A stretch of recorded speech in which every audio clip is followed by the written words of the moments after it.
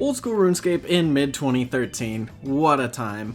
The game was all but dead, there hadn't been a single piece of content released yet, and the CEO of Jagex was crushing whatever they had in the office in the parking lot with his tank. Can I ask you a personal question now? Sure. How come you park a tank outside the studio? Because I got a really small penis. I swear the entire studio must have been on something around then, because someone there made the tank its own Twitter account. Anyway, back on topic. It's May 2013, old school RuneScape has lost half of its player base since release. Basically nothing is released in the 3 months of its existence. All of a sudden, Varrock is flooded with level 4 goblins. Why? I don't know. That's it. Nothing released alongside it. Just sometimes goblins spawn in Varrock. I'm not kidding, there's legitimately not a single news post about it. So a few months pass and it's July. All of a sudden, town criers are shouting rumors abound about goblin raids. And who would have thought? In August, there's a poll from Jagex saying goblins would be returning to raid Varrock, Lumbridge, Falador, Ardone, and Yanil, and they want you to decide where all the armies of Gielinor would be positioned to fight the goblins. As far as I'm aware, there was no explanation further than that, no blog post or anything. So you log in August 2nd, and boom, Falador's filled to the brim with guards, goblins are everywhere, and if you're a level 3 skiller, this is your worst nightmare. Jagex upped the goblin raiders to level 30, and these absolute Chad level 50 goblin lieutenants were added to the game. But man, if a goblin raid sounds hard, let me tell you about today's sponsor, Raid Shadow Legends. Nah, I'm just kidding. Moving on, it's August 9th, stage 2 of the goblin invasion. Pretty much all that happens is the goblins are moved to Lumbridge Castle and try to beat up Hans. They're not there to steal anything or anyone. It's really just to game end Hans and the occasional random Lumbridge woman. Let's blow those whining women back to the Dark Ages right where they belong! Yeah, okay. Stage 3, August 16th. The goblins have retreated back to their lair. Where is it located, you may ask? The swamps of Lumbridge? The depths of the wilderness? I'm gonna give you a second to come up with your very own guess. If you guessed a portal in the Varrock Castle courtyard, you'd be correct. The Goblin Lair was a reskin of the Scavid Caves in Gutanoth. The caves were filled, again, with level 50 Goblin Raiders and level 70 Lieutenants, but new drops were added to their table: the Cursed Goblin Staff, Hammer, and Bow. Essentially, they looked like rune items on steroids.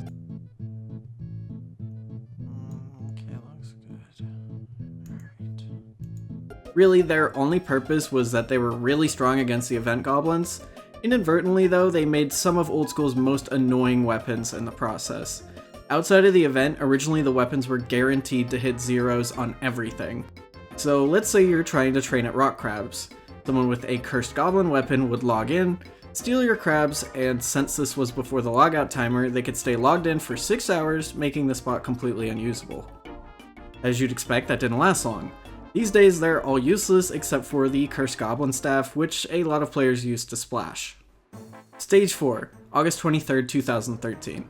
The Goblin Lair receives an upgrade. Inside of it, a new area called the Goblin Temple was accessible. Fun fact, this was actually the first map area designed exclusively for old school. They had just finished work on their map editor, but there was no model editor, so every asset in the map was repurposed from other areas. Inside the temple was a mind-blowing amount of level 50 raiders and 75 lieutenants, and white knights to help you defeat them.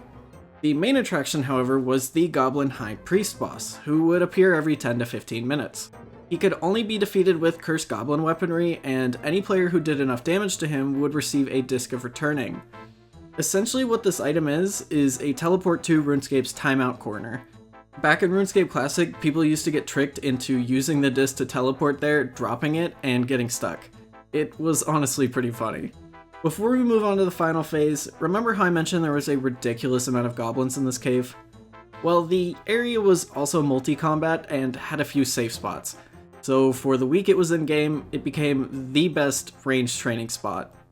Because of what goblins dropped, it reduced the cost to Chin by 70%.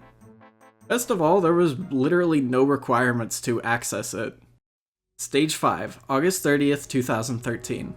The final stage involved filling the barbarian village with the usual level 50 raiders and 75 lieutenants, but the goblins somehow managed to complete Desert Treasure before the stage, because they were joined by level 50 goblin priests who could freeze you. Now finally, after these 5 weeks, you fought back the waves of goblins, defeated the goblin priest boss, and now your final challenge. A level 3 goblin from Lumbridge, but much larger. I'm not kidding, look at it.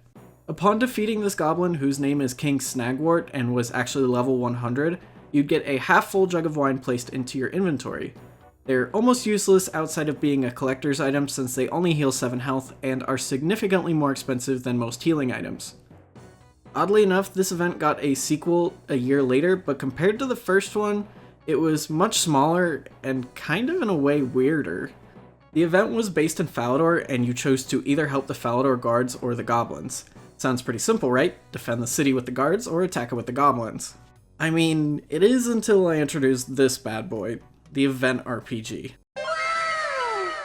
You would get it from a goblin or guard recruiter and could use it to 360 no-scope enemies. Anyway, as the event progressed, another resized goblin shows up that can only be damaged with the event RPG.